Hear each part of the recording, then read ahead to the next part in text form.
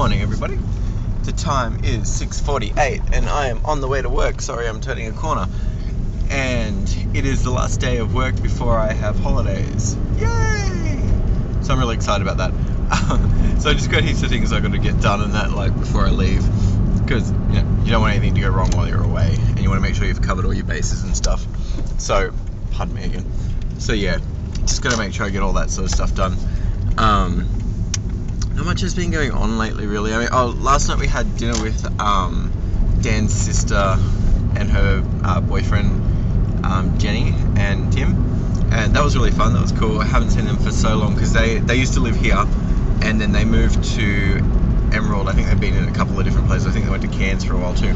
They've been in Emerald, and they never get back this way, so they came back for an engagement party. So they caught up with us for the night for dinner. So that was really cool. And she fell in love with Milo and Oats. Oh my gosh. Honey and Oats. I'm calling them Milo and Oats because someone commented on something the other day and said, oh, Milo and Oats have changed. And ever since then, I've just had it in my head that it's Milo and Oats. It's driving me up the wall. So sorry about that. Yeah, so she wanted to steal our cats. I brought a heater yesterday to bring home because it's so cold here at the moment. And like, seriously, there's no point in spending any money on expensive cat toys or cat stuff or whatever. I unpacked the box, and within like 20 seconds they were both in the plastic bag, and they're like, this is the best thing ever, we love this, woo! And then proceeded to, well, they just sat in it all night and like Oatly fell asleep on the plastic bag. It was just the most comfortable thing he'd ever seen, apparently. And they got in the box for the heater. They love the box. Like, these guys are entertained by rubbish. This is great. Sorry, checking the cars. Yeah, so that was cool. I don't think much else has been going on, really. Work stuff's the same. I'm going home for a couple of days on my holidays. I probably mentioned that. So, just do some stuff with Mum and Dad. And we're going to try and catch up with one of our friends, Marilyn, who you've probably seen before, and do something. Maybe we want to go to Movie World, but that probably won't happen in the next couple of weeks because there's so many things going on, but we'll sort that out. And I don't know, we're just going to do a couple of day trips in our holidays. Maybe we want to buy some furniture and stuff, so we'll be looking around at furniture and things, have a couple of day trips, and yeah, basically just chill out and relax and do not much. Small point of like contention, or something that really just annoyed me the other day. I'm like, seriously, people complain about the weirdest things. Like, there was these people that brought back some underwear, and they're like, oh, we've had it for a while, like a couple of months, and now the elastic around the top is starting to curl. And I'm like, oh, okay. They're like, have you had this problem with any others? I'm like, no, not really. And they're like, is there anything we can do about it? I said, well, do you have your receipt? And they're like, no, I don't think so. I'm like, well, we have a 28-day returns policy, and I mean, if it is faulty, that's fine, but you need to have your receipt to prove when you bought it and that you bought it here.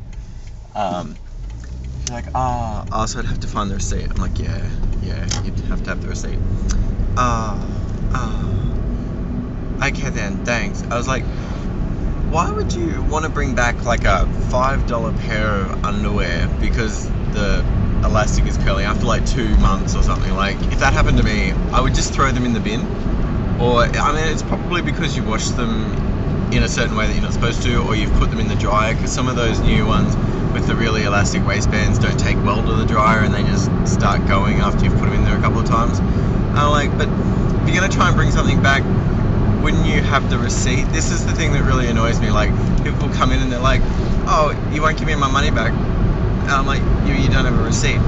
Well, so? I'm like, well, there's no way to know where you bought that or when you bought that. Like, the receipt is the proof of purchase. It proves when you bought it and that you bought it, and that protects you and it protects us. It's that simple. And there was a guy the other day and he's like, well, why would I keep receipts for stuff? And I said, look, I don't mean to be rude, but in all honesty, if you can't afford to replace the item, then you should have the receipt for it. And he just goes, what do you mean if I can't afford to replace it? I said, well, if you're not willing to fork out to buy a new one if something happens to it or goes wrong, then you should have the receipt for it. So if you have a $5 pair of underwear and you don't want to have to pay for a new pair if something goes wrong, keep the receipt. If you have a $400 TV and you throw the receipt away, that says to me that you are happy to replace that TV yourself if something goes wrong, because I'm sorry, but once you've thrown that out, there goes your warranty pretty much as well, because we don't know when you bought it or where you bought it. Especially if they're brands that other places sell, then you have a really hard time trying to prove that you bought it. And they try and use a bank statement. I'm like, bank statements are not receipts because they don't itemize anything. I don't know what you bought. I know you bought something here, I don't know what it was.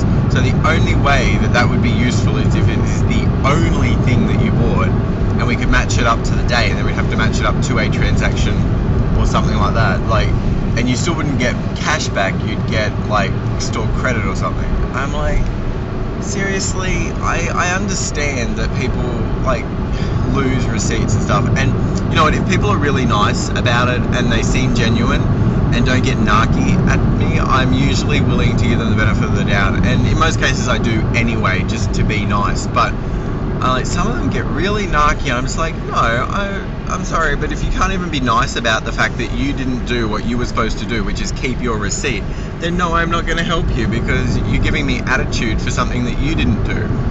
I'm like, you know, it's just gets so frustrating sometimes. It's like, it's not my fault that you don't know how to file. It is not my fault that you didn't think you needed your receipt. If you threw it out, then you're basically accepting responsibility for whatever happens to it. Anyway, that's my daily rant on shopping dockets. Keep your dockets. If you don't want to pay for a new one, keep your docket. If you throw your docket away, be prepared to buy a new one, because we ain't giving you no thing for free, okay? Far out. Anyway, I'm going to stop now before my head explodes and I get into a really bad mood. So I'm really sorry about that. I just had to get it out there. It drives me up the wall.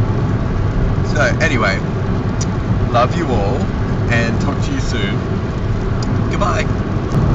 It's like 8:30, and I just had coffee with one of my good friends, Anthony. I haven't seen him for so long. It would probably be like maybe 2.5, maybe 3 years since I've seen him. And yeah, it was just really good to catch up with him. He's been in Brisbane for like nearly a year or so, working on some project down there. And so yeah, he's just come back to Toowoomba recently, and so yeah, we caught up and had coffee and just chatted about everything. Funnily enough, we didn't reminisce about it. I was thinking about it and I thought I won't bring it up because I didn't want to make him feel bad. But he's actually the guy that's responsible for, I shouldn't say that, he's not responsible. He was involved in the incident that broke my leg like 6 years ago or so now, must be, or longer. Yeah, probably longer now, 6 years ago or so. And we were playing football at like a youth group night thing, whatever, and we fully collided at full speed, and like his knee went fair into the center of my shin bone and just smashed it in half. And the poor guy, he felt so bad about that for ages, but good times, and now of course we're good friends, so it's all good. So I am on my way home, last day of work. Yay, I have holidays now, so excited.